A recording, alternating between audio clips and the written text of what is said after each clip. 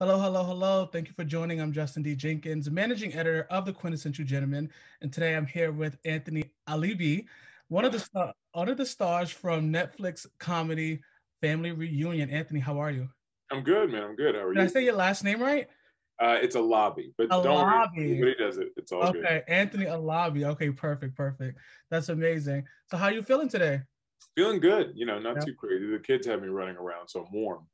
I I imagine. Congratulations on the new season. And Thank you you. guys I just picked appreciate it. up a NAACP award, Mm. family programming. How does that feel? Honestly, it's amazing. I mean, the fact that we won back to back wasn't expected. There Yeah, were more people in the category this year. Of course, you had big hitters like Ravens home, but we got it again. So we're super proud of ourselves. Very ecstatic. I'm happy for everybody that's on the cast and crew. I think we all worked really really hard this season. I think it showed. So. yeah, it's such a great season. Now we're well over into a year of the pandemic. How have you been staying sane and creative? Right. Sane and creative. Exactly. Honestly, I think it's a good distraction. I have two little ones, so I think that helps more than anything to kind of not really focus on that and try and focus on making sure that their world is as normal as possible. Yeah. Um, Other than that, obviously filming Family Reunion, the season two was the best thing that we could be doing. It took us a year to do this new season. Normally it takes about 3 to 4 months. So that was the best distraction. Yeah. So going to work, coming home to the kids, it's kind of the way I kind of siloed myself so I didn't go stir crazy in quarantine. Exactly. Like so many of us did. Right. Now, exactly. Now, before you became an actor, you were in the NFL as a football player for the Miami Dolphins and the Kansas City Chiefs. And so many other actors, like the NFL, the acting, football, is kind of go hand in hand. You have The Rock, you have Jim Brown. What is it? It's like an unspoken type of next step to become an actor once you're like played football. I hope not. I don't want Yeah, to saturate the market. yeah, I mean, there's been a few of us, and I think there's a lot of parallels between professional sports and the entertainment industry. I think there's a lot that goes into it as far as you know performing on a high level, being performance based, the discipline and kind of the work ethic, time management, all of those things kind of translate within those two industries. So I think there's obviously an allure for someone who has that skill set and wants to continue doing that kind of thing of performing and having to stay disciplined and having to kind of deal in that. yeah. And so I think it's a natural progression for someone who can actually act Right. to kind of move into this industry because I love it. I mean, it's a lot of fun. It's the only thing I've ever wanted to do. So when I got here and I was lucky enough to kind of start working and keep working, Yeah. I never took it for granted. Now, so you wanted to be an actor before you were into sports? Oh yeah, for sure, 100%. I wanted to be an actor since I was 5 years old. Gotcha. And my dad used to take us to the movies on Sundays, and we'd stay there all day long. And Yeah. I wanted to be every single thing I saw on the screen. And he explained to me what an actor was, and that was it for me. I was done. I was like, that's all I want to do. But I tell this joke all the time where I say, but when you're 6'6", 360, and you come out of the womb that way, you play football in Play Texas. football, yeah. Right. I mean, there's nothing wrong with that, yeah. No, no, no, no. That's amazing. So tell us about your character, because in some ways you do relate to the character you play Mm. on Family Reunion. Yeah, yeah. Moses McKellen is the character that I play on Family Reunion. He's the father of my family, which is Coco, who plays my wife, Tiamari, and then the four kids that we have, and we share a lot. I mean, Mose is a 15-year pro football veteran. He's probably a Hall of Famer, perennial Pro Bowler. Yeah. And I, of course, played football, and I relate in that way. And we're very similar in kind of the way we approach things. I think the best thing you could probably say about Moses is that he is whatever the situation calls for. So throughout the seasons, you'll see that he's either a disciplinarian, he can be kind of the comic relief, he could be the sensitive dad, he could be the relatable dad, Yeah. he's the teammate husband, he's also kind of the husband that does really dumb things that people don't understand, except that only make sense to him. But all of those things are kind of what all those layers are what create this such an amazing character that I really love just because he's real. I feel like he's very grounded and it's not so stereotypical. Right. Which leads me to my next question, because how important is it for you to play a role such as Mo's, a Black man, a father, a husband? And do you feel pressure with that role, seeing as, there's not too many of that for Black men actors? I don't see it as pressure, because, like we said, it relates very much to it relates to me in such a strong way, because that's just kind of how I am at home. But I do love the fact that it is showing an example that you take this guy who was an NFL player for so many years, a gladiator, you know what I mean? The kind of picture of masculinity and like this, everything that kind of guys talk about, but he can be sensitive and he can be vulnerable. And it's not this kind of show of strength all the time. And I think that's a very important thing for people to see. It's important to see that you don't have to put on this facade of like, I'm always this way, or I'm stoic, or I'm this or that. Just be 100% you. Yeah. And if in a moment you're hurt, then you're hurt. And if you're okay, then you're okay. If you want to be funny, be funny. Right. But I think that's the most important thing. And I think that's stuff that previous TV dads showed. It wasn't stereotypical, at least in Black families. We don't have the luxury of kind of being a deadbeat dad on TV. You know what I mean? Yeah. It's almost too real sometimes, right? So I think having, those kinds of characteristics in a father figure is kind of a waypoint for Black people to watch and see and be like, that's the kind of dad I want to be. Even if you don't have that at home, it's something for you to look at and say, that right there is the blueprint for how to become a positive figure for my family. Exactly. Yeah, I love that. And you mentioned, being vulnerable and expressing feelings.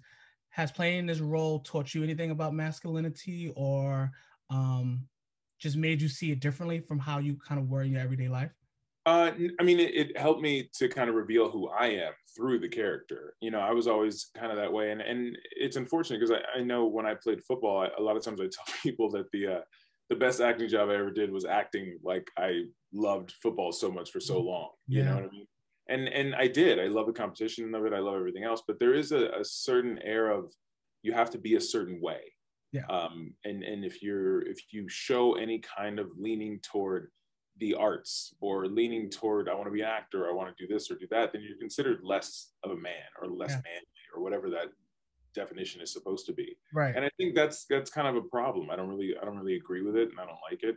And so I love that this character is written in such a rich, layered way, and not just kind of a one, see ball, get ball, like a one size fits all type of dad. Yeah, that's amazing. Yeah. Now you're working with some Hollywood royalty. I mean, Loretta Devine, you have Tia Mowry. I mean, Kenya Moore is guest starring. What does that mean for your career? How is that feeling? Does that like kind of solidify that, you're good and you're going on the right path? How is it that working with them? Tell me everything about Loretta. Of course. Yeah. Right. Tell me it all. No. As an actor, I think I wouldn't get any pushback on this. I think we're all insecure in some way. Anytime you are vulnerable and you display kind of your heart out there and you kind of put your passion out there, you're sensitive about it. And, you're always kind of weary of like how people are going to receive it or how it's going to come off. And so, you always want to be working, you always want a job, and being able to go to work every day with a woman who's won an Emmy, with a woman who's been in the business for decades, with Richard Roundtree, who was the Black superhero before Black superheroes. It's like Christmas every day, right? I mean, it's a wealth of knowledge, it's a wealth of learning, work ethic, the way that they operate, how they carry themselves, what it's like at that level, how to conduct yourself at that level. So I think for me, it's just like a clinic, you know what I mean? And the only thing that I thought going into this situation was don't be the weak link. It's the same thing I thought in football. When you're a rookie coming off the bench and you go in the game, the idea isn't, you don't need to be a superstar. Right. You just need to do your 111th, right? And it's the same thing on this set. Just do your part. And if you do your part and no one notices the difference, or there's no drop in kind of quality of work, then you're doing your job. Yeah. And I think that was the most important thing for me. The bar was set at, no one should know that you're the one that's in this cast that didn't win an Emmy yet. You know what I mean? I said, yeah.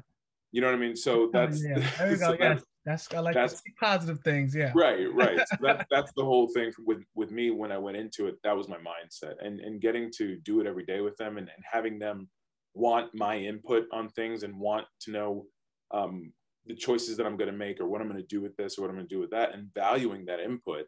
It solidifies for me, like you said, that you know what you're doing. You're enough. You're good. no, you're great. I love that. Now you're a writer. What is it feeling like? Because I heard and I looked into it. You guys have an all black writing staff. Right.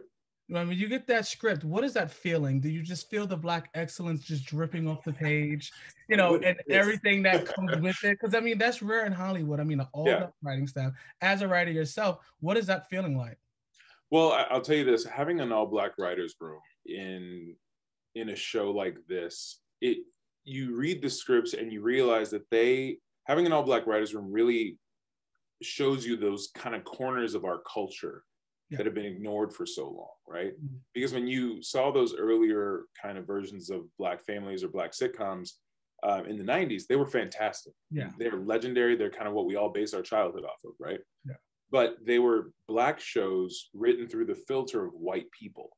So it's basically essentially it's how they saw us is how it was written.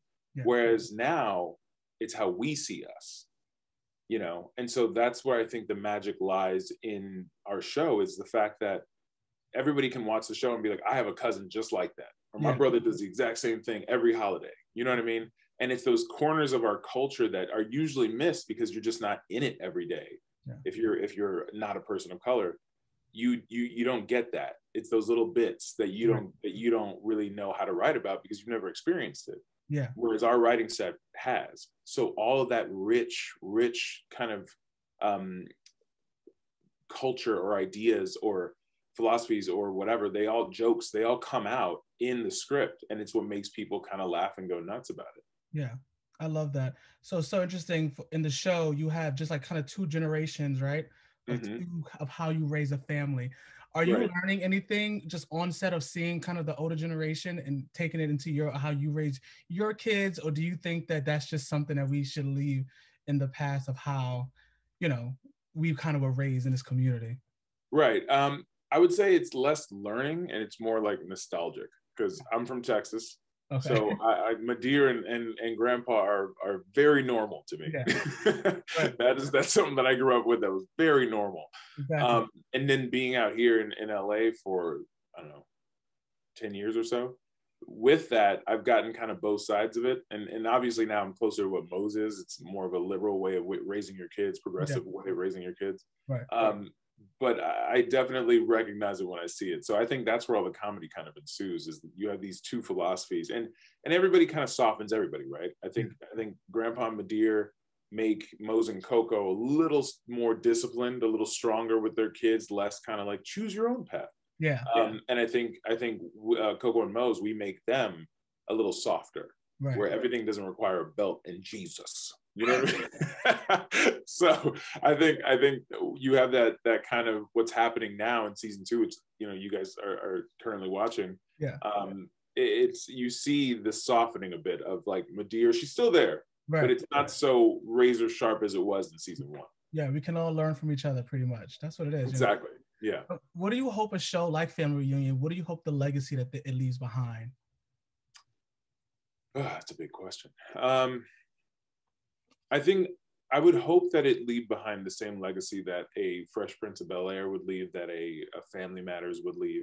I would essentially want this show to be something that kids talk about when they get older, and how much they love the show and how they remember like little pieces here and there. They remember this episode or that episode, and just I want it to be something that people talk about as a positive concept in the Black community, where you look back on it and it was like, that was a family that it was just good.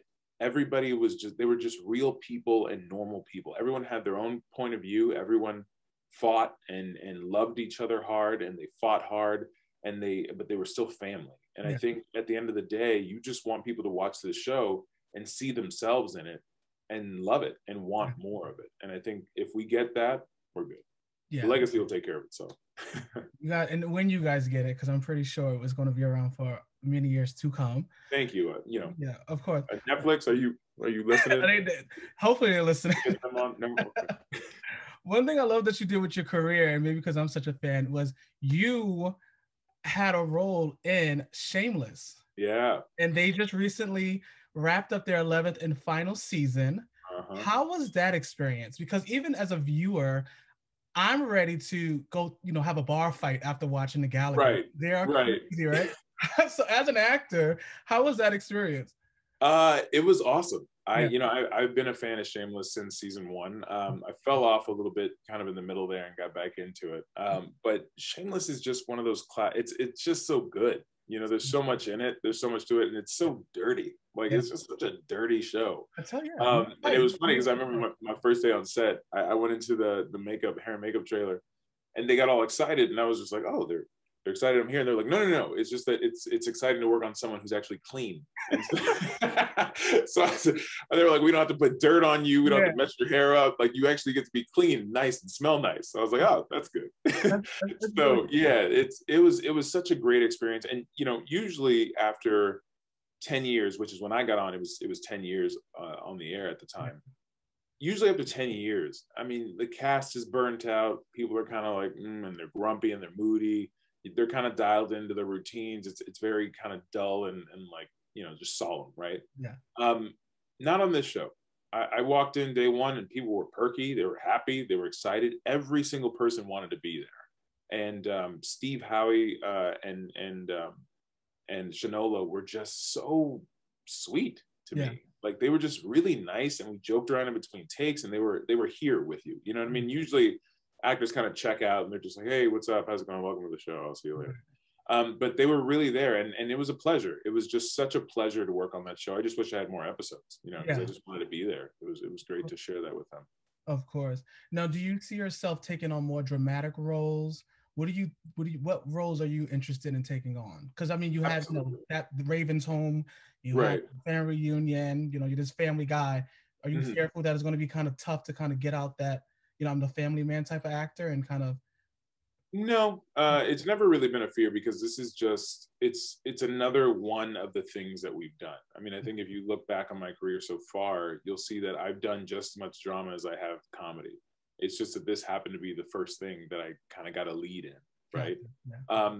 I definitely plan on doing a lot more drama. I feel like I'm probably going to end up being a drama-based actor, but I love doing comedy. It's something that comes naturally to me. It's something that I enjoy. And so I never want to stop doing comedy. I love doing comedy, but it's, you're an actor. You want to go through stuff, right? You want the meat. And so I think that's kind of where my focus is going to be after, 10 years from now when family reunion's over. No, I was kidding. It'll be, that's kind of where I'm going to move to is to get into those roles. But it's definitely something we've been doing. It's nothing new. We've done comedy, we've done drama. So, all of it. I want to see you in a Marvel flick. Yeah, right. I mean, trust me, I'm ready. I'm ready for it. Stay ready. I'm ready to get ready. Stay ready to get ready. Exactly. So before I let you go, I did want to ask you. You are a father. I want to ask, how are you feeling? You see, so much going on in the world. Racial tensions are high. We watch the news and we see such tragedy. How are you feeling about fatherhood and just raising, your children? And like, how do you stay optimistic and still, teach them that there's so much, to look forward to, and that not all hope is lost when this is all we see? Yeah. It's tough. Yeah. It's tough when you watch the news and you see what's going on. But I think being a father and just being a parent, I think you need to sometimes take a step back, take your feelings out of it, and you need to make sure that you're displaying positivity to your kid and optimism to your kid. It's easy to kind of fall into that dark place and to just be like, everything's trash, the government's this and police are that and racial relations are terrible, and you have to constantly fight to be a positive influence on your kids, because if you don't, then you're just adding to that pot of negativity. I don't know how the world's going to turn out. I don't know what's going to happen after this. I don't know what's going to happen to this country. Yeah. But the only thing I can control is that when I die and I'm gone, I can be able to say that I put two good people into the world. And if I can do that at the end of my life, if I can say that I put two good people into the world, no matter what happened, then that's all I can do. Yeah. You know, I can't control anything else. Yeah. Unless I run for office. Run for office, might happen. No, I'm just kidding.